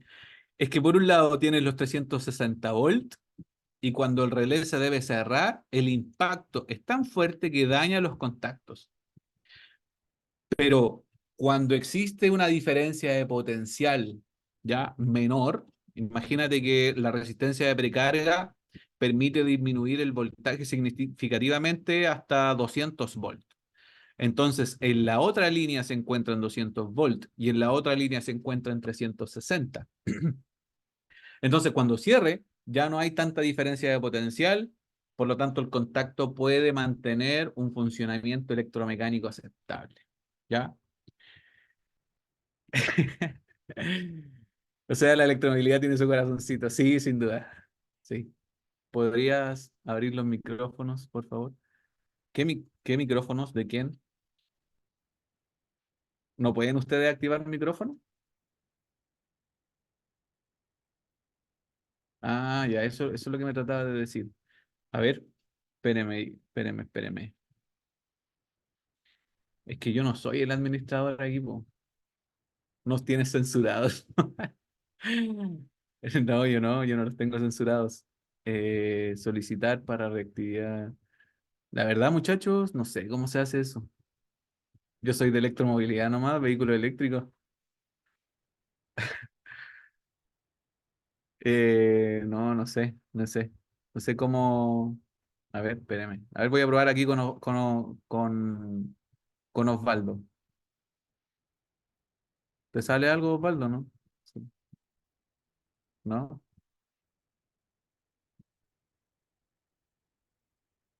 No, no sé, muchachos. No sé, esto no es lo mío. Háblenme de autos eléctricos nada más, pero no de asistencia técnica en informática elemental. Igual podrían escribirle a alguien del Mobility. Ya. ¿Y por qué no se daña el relé de precarga? No se daña el relé de precarga porque la resistencia de precarga tiene ese error. Si bien está orientado a trabajar directamente con el relé principal, la energía, la energía justamente pasa por esa resistencia. Si tú te fijas, una vez que pasa por el relé, automáticamente se encuentra con la resistencia de precarga y el voltaje automáticamente disminuye. Ahora, si tú me preguntas, profe, ¿cuál es más probable a que pueda fallar directamente? Es más viable que pueda fallar el relé de precarga, pero a largo plazo, ¿no? Sobre esa premisa hay que considerar. Entonces, el relé de precarga tiene por misión directamente de proteger el relé principal, ¿ya? Tiene por misión proteger el relé principal. Ya, una vez que esa energía ya fluyó, que todo pasó bien, ya pasaron todas las penas de amor, ya no te tiraste por el 10º piso, viene directamente a la caja de derivación.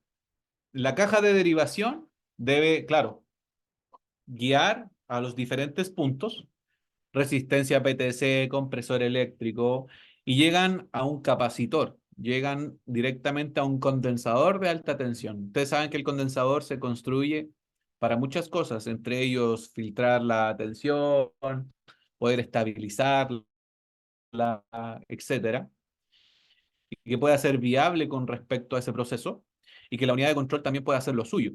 Y dentro de la EPCU se encuentra el inversor. Ese famoso inversor también es gestionado por el MCU, Motor Control Unit.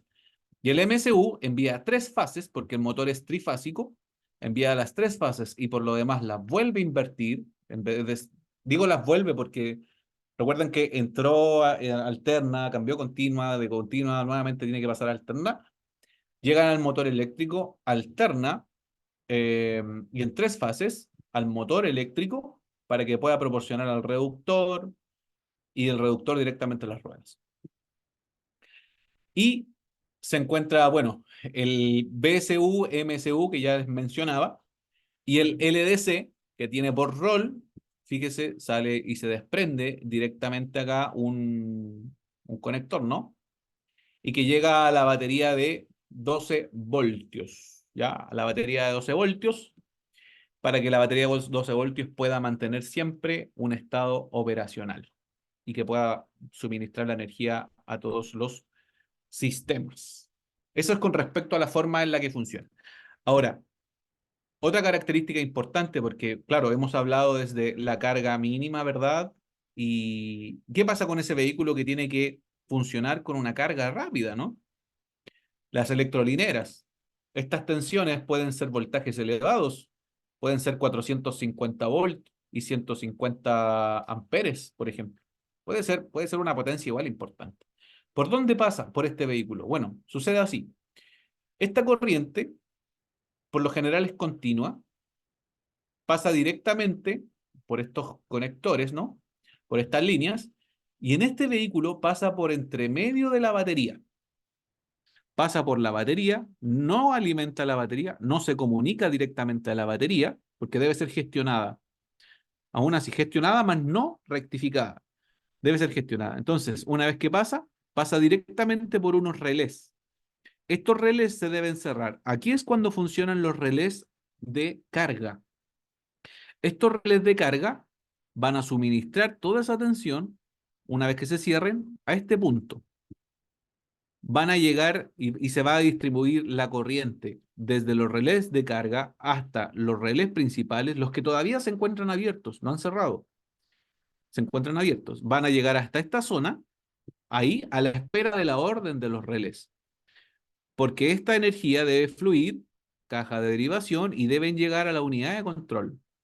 Y la unidad de control, cuando dice, oye, está todo ok, yo puedo dar el sí para que cargue, se activan los relés principales y se puede cargar la batería a través del proceso de carga normal.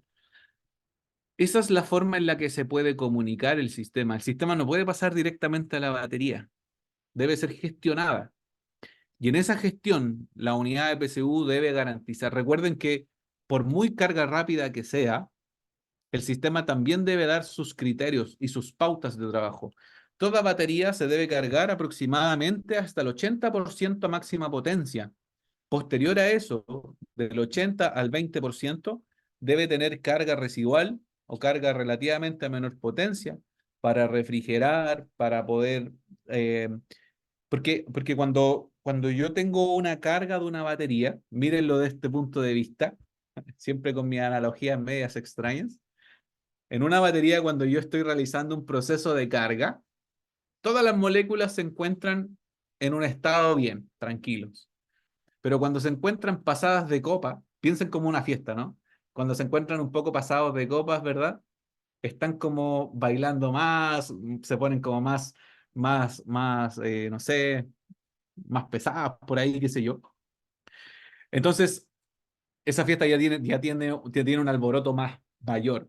Lo mismo ocurre en una batería cuando están todos relativamente tranquilos y cuando viene esa carga a la batería, las moléculas se tienden a comportar de una forma más alborotada, y puede gestionarse ese proceso de carga, ¿no? Y sobre todo eso empieza a aumentar un poco la temperatura, etcétera. Entonces, a los 80% en adelante, esa batería debe garantizar un estado operacional óptimo. ¿Y por qué no se da? Ese sí recibe toda la diferencia de potencial. Ese sí. ¿Cuál? El relé de precarga? Sí. Entonces la carga rápida no es a través del OBC. No, la carga rápida no. La carga rápida solamente es gestionada por la PSU y pasa por los relés de precarga, pero no por el OBC. Inestables. Sí, inestables.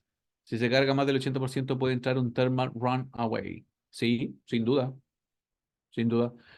No, no he hecho la prueba directa porque todo eso es gestionado por una unidad BMS, pero sin duda, sin duda. Ese es un poco el proceso.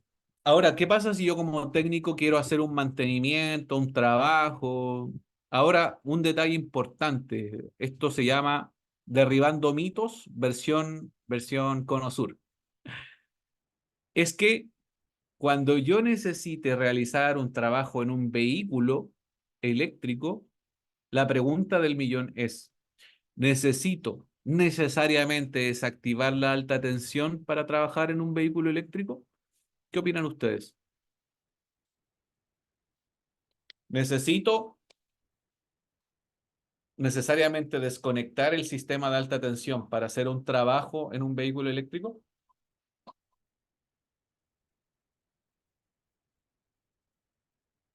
A ver.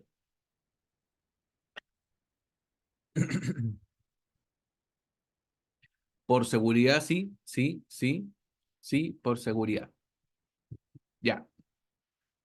Si va a manipular componentes de alto voltaje, sí. Ah, ya, y hay una diferencia. Depende de la prueba. Depende. Ya, ya, perfecto. Bueno, veo diverso un poco las respuestas. Mayoritariamente que sí. Bueno, yo les quiero transmitir así. Yo les quiero transmitir que ojalá sí. Y que en la medida de lo posible que manejen el protocolo de desconexión, sí. Ojalá que sí, sí. Pero hay algunos trabajillos por ahí. Esto un poco lo presenta la práctica. Recuerden, ¿cuál es mi consejo? Sí, desconecte. Eso es lo que debe tener claro siempre. Pero hay algunos trabajillos que tal vez no requieran una desconexión de la alta tensión. Ahora, cuidado, siempre y cuando conozcas el vehículo y cómo viene. Porque yo me puedo encontrar con un vehículo eléctrico que yo no sé la procedencia, dudosa procedencia, ¿verdad? Y puede llegar al taller mecánico y a lo mejor si se encuentra con una falla de aislamiento. Y tú dijiste, ah, pero el profesor Samuel me dijo que no siempre podía. No, no, no, no. Ojalá acostúmbrese a desconectar siempre el sistema de alta tensión. Porque si yo quiero cambiar una ampolleta, tal vez no requiera desconectar el sistema de alta tensión. Pero yo no sé si es que ese vehículo viene con una falla de aislamiento.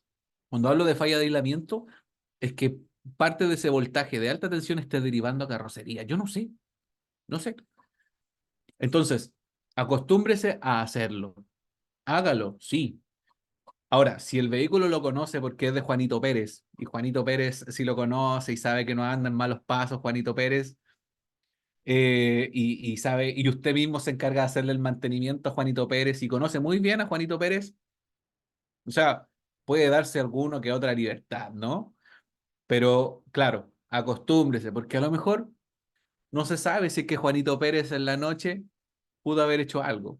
Un viernes en la noche pudo haber hecho algo. Así que atento, atento. Acostúmbrese a hacerlo, pero hay algunas cositas ahí que involucran un poco más de libertades.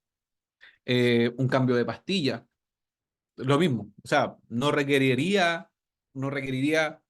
una desconexión del sistema de alta tensión, pero el profesor Samuel en Mobility Hub dijo, no, igual háganlo, háganlo porque no sé si es que hay una derivación de alto voltaje, carrocería, y tú quieres hacer un trabajo tan sencillo como un cambio de pastilla y ¡pum! Te dio la corriente, cuidado. ¿Lo veo difícil? Sí, lo veo difícil, porque yo creo que el conductor también hubiese recibido una descarga y tendría las mechas para arriba, ¿no? Eh, por eso igual lo veo como más difícil, pero sí, o sea, acostúmbrese a hacerlo siempre. Siempre y cuando sean los sistemas eléctricos. Claro, igual mi consejo es que ojalá siempre lo mantengas desconectado. ¿Y dónde y cómo se desconecta? Bueno, atento. El procedimiento no lo voy a enseñar hoy, pero sí tiene que ver con un componente que se llama Safe Plug. Ustedes deben ya conocer el Safe Plug. El Safe Plug es un conector, este que está acá, ¿ya?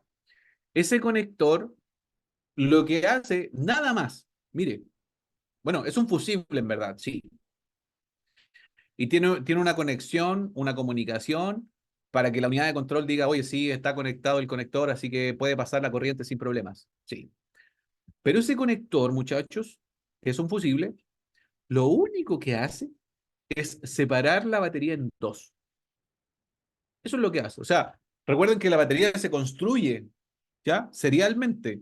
Yo tengo la batería, ¿cierto? Pasa a otra, otra, otra, los voltajes aumentan, aumentan, aumentan, y se construye serialmente, sin problemas. Pero esa batería tiene como rol separar esa batería. Consecuencia, que el voltaje de salida como ya no es una batería como fuente macro, ¿no? Al final yo quiero medir acá y voy a encontrar un voltaje cero porque no tengo el circuito encerrado, no tengo el circuito cerrado. Por lo tanto, yo sí voy a encontrar 0 volt. Así que sí debo necesariamente desconectar el safe plug, el famoso conector SP. Yo creo que ustedes lo deben conocer así, ¿no?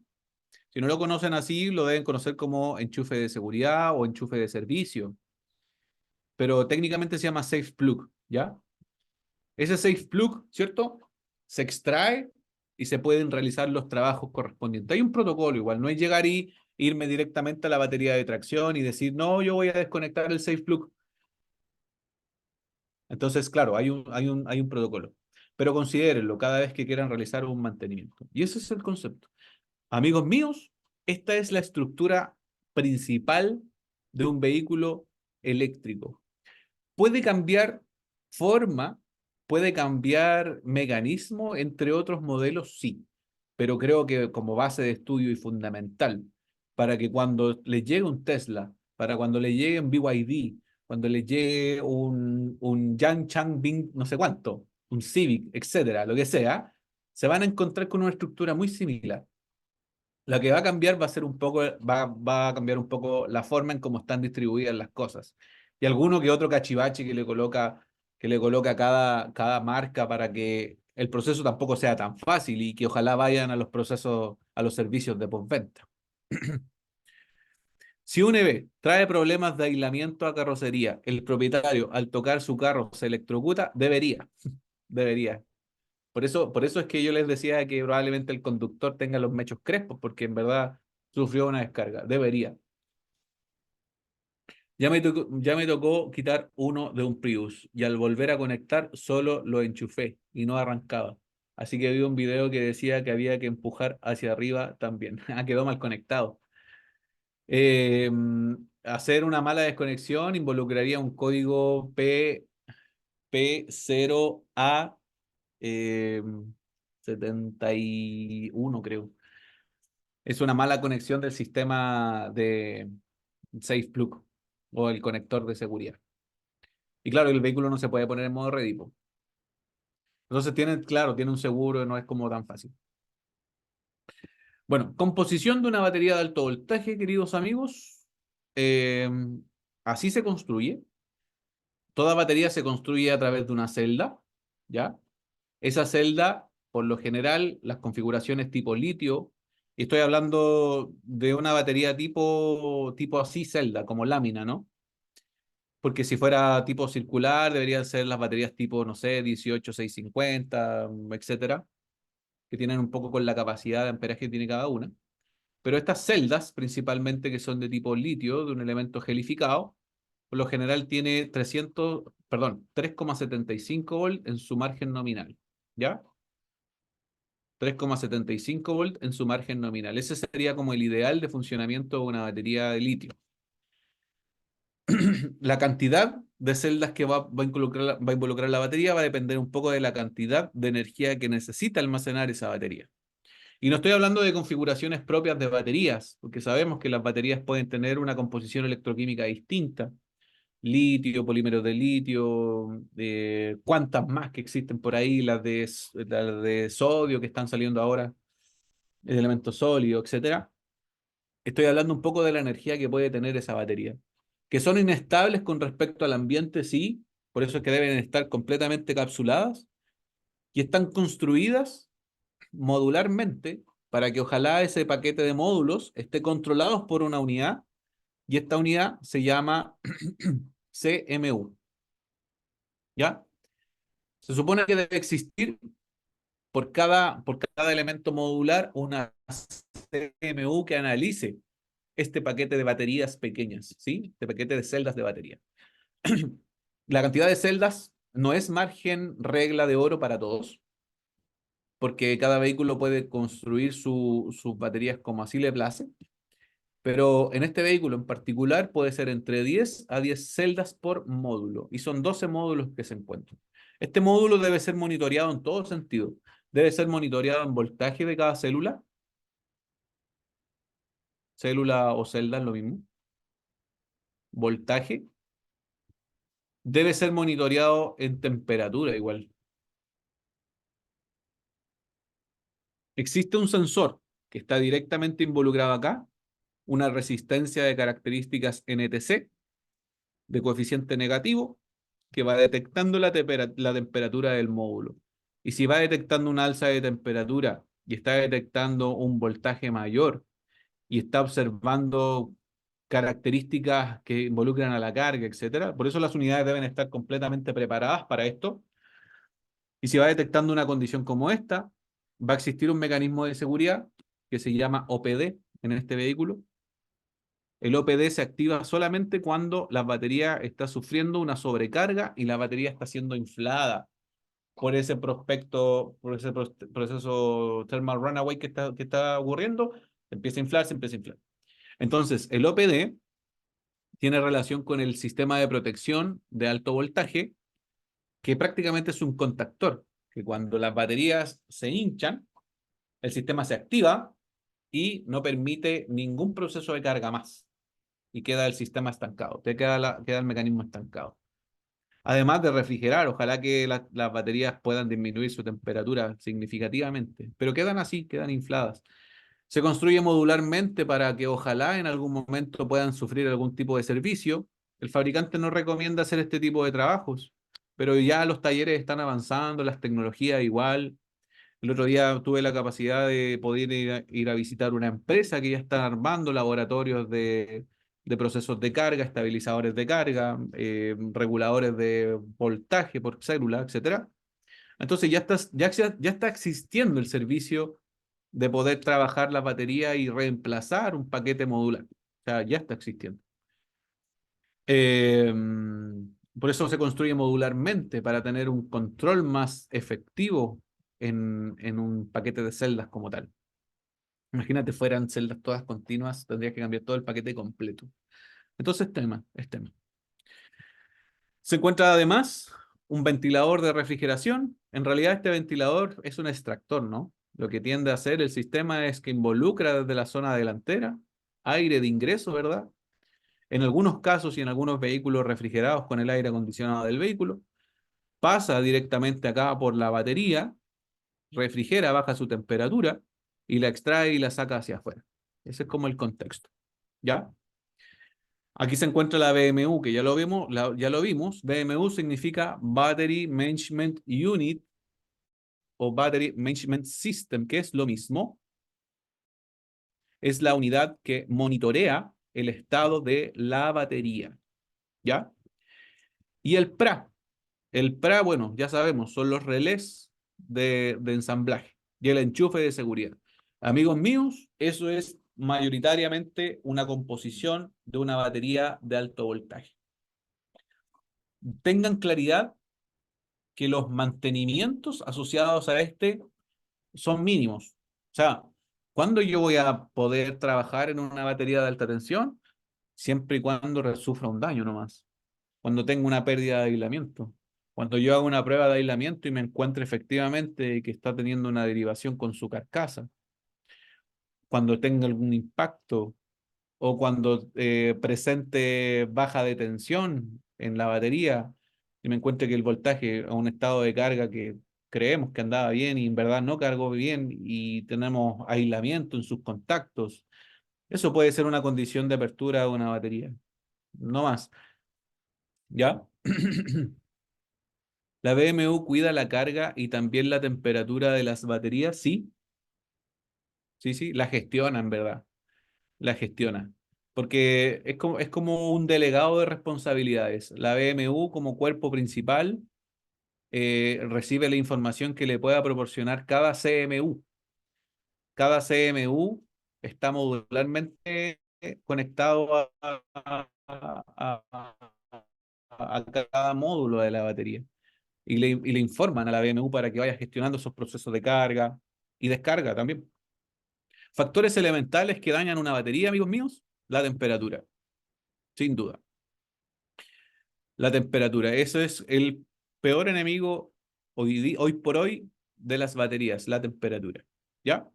Otro aspecto que puede dañar las baterías tiene que ver con la carga. Y cuando me refiero con la carga, me refiero a ese proceso de carga, carga rápida. ¿La carga rápida daña las baterías? Sí, sí, daña las baterías. Eh, yo desde la mirada más viable posible, yo les podría recomendar que ojalá siempre ocupen carga normal. Claro, es el tiempo a considerar. O sea, carga normal, 8 horas, 10 horas, 12 horas, sí. Van a tener que considerar de 0 a 100. Carga de la batería es vital mantener siempre un estado de operación. Y otro aspecto que daña las baterías es la profundidad de descarga. ¿Qué tan profundo se descarga esa batería? Y cuando me refiero a qué tan profundo se descarga la batería es cuánta intensidad estoy demandando de la batería. Porque cuando yo demande tanta energía de la batería en un tiempo prolongado, voy a necesariamente recibir una cantidad importante de energía. Entonces, claro, el sistema está preparado para cierto tiempo, ojalá en sus primeros años, donde está relativamente bien, funciona bien, pero en la medida que va teniendo un envejecimiento la batería, la capacidad electroquímica va disminuyendo con el tiempo, la profundidad de descarga va a afectar directamente el aspecto de la batería, ¿ya? Una conducción más agresiva, más deportiva, todo el rato va a permitir una demanda mayor. Profe, ¿a qué se deberá que se descargan muy rápido una vez que tiene menos del 50% de la batería? Es que ahí ya no está cumpliendo sus características electroquímicas. Cuando tú te refieres a que se descarga más rápido, a lo mejor, porque aquí, bueno, nacen dos conceptos. Uno, el SOC, que es el SOC, que es el estado de carga como tal, y existe el SOH, ¿ya? El SOH involucra la salud de la batería. Entonces, no sé si tiene que ver un poco con el aspecto de que si el SOC está al 50% de la batería, que se descargue más rápido. Yo creo que es percepción personal, porque depende directamente en la demanda que yo pueda demandar de la batería como tal. Pero lo que sí sé es que si el SOH se encuentra al 50%, eso ya es porque la batería ya está en su recta final. O sea, esa batería debe ser ya reemplazada, está en su segundo ciclo de vida útil. Esa batería claramente va a sufrir daño irreversible. La electroquímica ya no va a ser igual, no va a se comportar de la misma forma. Y las baterías no han tenido una tecnología prominente hoy por hoy. Yo lo asumo así, voy a decir como una hipótesis que yo creo que apunta un poco a la característica de fallo programado que la electrónica hoy en día de consumo tiene, ¿no? Que en algún momento todos estos sistemas deben fallar y disminuir sus capacidades para lo que pasa con los iPhones, ¿no? Los iPhones tienen como el desgaste de la batería programado para que en algún momento necesariamente tengas que cambiarlo o cambiar las baterías como tal. Entonces, claro, lamentablemente yo así lo asumo. Puedo decirlo como profecía, pero yo creo que en algún momento estos vehículos van a ser electrónica de consumo, que va a tener que considerar cambios como tal. ¿Qué porcentaje es ideal de descarga? Es que la descarga no es que tenga un porcentaje, porque depende mucho de la demanda, ¿no? Eh, pero lo que sí te puedo transmitir es que ojalá tu batería no disminuya del 20% del SOC y tengas que estar realizando carga menor de eso. Yo siempre te voy a recomendar de que ojalá tu batería se mantenga entre el 50 y el 80% de carga siempre. O sea, idealmente al 100, ¿no? Porque el 100 significaría como el total. Pero si yo le voy como dando uso durante el día y al final llego hasta el 0% durante un día, ya eso es una demanda energética importante. En cambio, cuando yo hago cargas parciales, lo que tiendo a hacer es aumentar esas capacidades electroquímicas y el sistema o la curva de tendencia iría en bajada y en subida y la mantendría proyectada en el tiempo. La media sería muy lenta. Por lo tanto, yo que recomiendo que puedas como mantener tu batería siempre sobre el 50% cargada, ¿ya? Siempre. Y ojalá, idealmente, en cargas normales, no en cargas rápidas. Las cargas rápidas hacen un daño profundo al sistema. Están pensadas para salir de situaciones particulares, ¿ya? Afecta a la batería el recargarla. aún si está en un SOC mayor a... Es que en realidad, como que afecte como mal, dices tú. Porque si está entre un 40 y un 50% o un 60% y tú vas a realizar una carga, yo diría que está súper bien. Eso mantendría siempre tu batería en el estado óptimo. Yo lo considero súper bien. Así me funcionó a mí en algún momento con un iPhone. Y usted me dirá, pero profe, un iPhone. Sí, pero es que es como el mismo principio, en verdad. Bueno, ¿y eso qué me permitió? Yo, por ejemplo, el iPhone que tengo, eh, hice como ese experimento y lo tengo ya hace como 3 años y estoy en un 95%. Eh, si he ocupado carga rápida, una que otra vez. Y las demás han sido cargas lentas, normales, y preocupándome del porcentaje y cargándolo. He disminuido de alguna forma. No he ocupado el celular cuando está cargando, ¿sí? Eso también. Eso aumentaría un poquito más la demanda, el aumento de la temperatura, etcétera. Entonces, claro, ¿qué debo estar yo como claro en esto? Es que voy a tener que cambiar un poco el aspecto. Ojalá no llegar nunca al 0%, porque eso sería igual complejo, ¿no? Y estar siempre atento al prospecto de carga. ¿Cuánto tiempo de vida útil tiene una batería de litio? En un vehículo, los fabricantes hoy por hoy están dando 10 años de garantía. Hola, ¿quién enfría el inversor? ¿Cómo se descargan estos inversores? Bueno, el inversor es refrigerado con líquido refrigerante. El líquido refrigerante pasa por los diferentes sistemas del vehículo, sistema de alta potencia, etcétera. Y cuando tú te preguntas a quién descarga estos inversores, eh, tiene relación un poco cuando se dejan de utilizar, ¿no? Por ahí va. En un caso particular, y en la agencia le dijeron al cliente que era fallo del motor de gasolina y por ello no cargaba bien. No les creí. Mm, no sé. No lo sé, querido amigo. No lo sé, querido Rick. Yo creo que a veces dan respuestas que no. Por eso es súper importante que ustedes estén atentos, y sepan más o menos cómo funciona esto para que después nadie les diga que es así. ¿Qué tecnología tendrá la carga rápida del nuevo eléctrico Xiaomi? Según su publicidad, su carga es de 15 minutos para más de 200 kilómetros. Algo similar. La carga rápida, del nuevo eléctrico, bueno, yo creo que eso va a ser muy relativo. Honestamente, podrán decir mucho. Podrán decir de que el vehículo pueda cargar en 15 minutos. Sí. No, yo creo que sí. Pero encontrar esos cargadores rápidos, ¿dónde? O sea, a lo más, hoy día cargadores de 150 kilowatts. Esos cargadores de 150 kilowatts, pueden cargar el vehículo en 30, 40 minutos. Si la batería es más grande, se puede demorar un poco más. Ahora, si es así, tendría que ser lo siguiente. Estoy dando como una hipótesis de la situación. Tendría que ser así, que ese vehículo, Xiaomi, eh, tenga una batería más pequeña, ¿sí? Y que pueda tener esos 150 kilowatts de carga. Eso va a permitir que esa batería más pequeña en menos tiempo se carga más rápido, por lo tanto más pequeña tiene como ese indicio. O un cargador que tenga mucha capacidad. Esas son las únicas dos respuestas viables.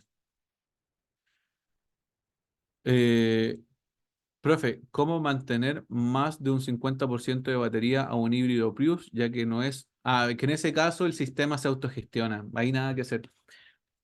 Hay nada que hacer. Ahí, voy a tratar de ver, a ver si puedo durante estos días. De lo contrario, ahí, bueno, ahí le iré comentando, a ver si puedo, si es que el escáner a lo mejor permite funciones especiales para modificar esos porcentajes. Si no, nada que hacer, son sistemas automatizados. Pero si usted se fija, nunca llega al cero. Lo mismo que ocurre en el vehículo híbrido como tal.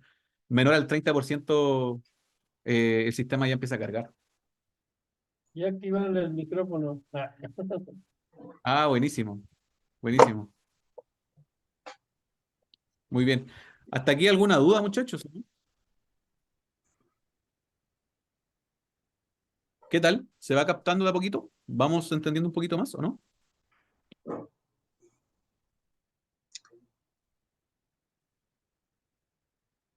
¿Sí? Yo estimo que sí. Sí, sí, sí, ahí va. Ya, perfecto, perfecto. Entonces, raya para la suma de lo que pudimos como comprender hoy.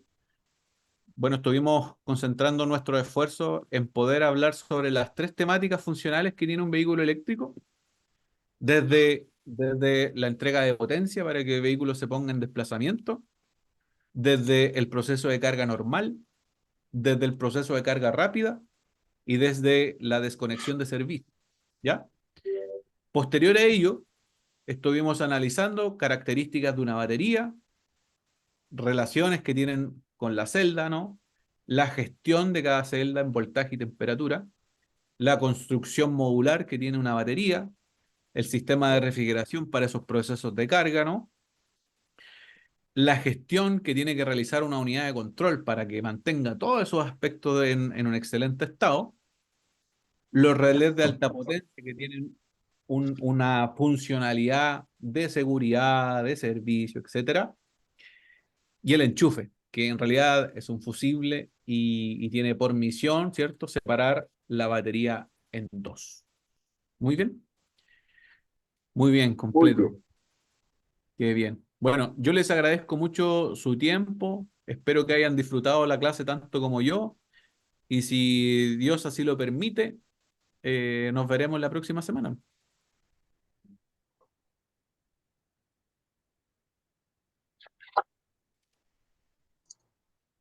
Excelente, muchísimas gracias. Muy completa. Que descansen. Bien, Muchas bien, qué gracias, bueno. profe. Bye. Gracias, Samuel. Muy bien, nos vemos. Que estén muy bien.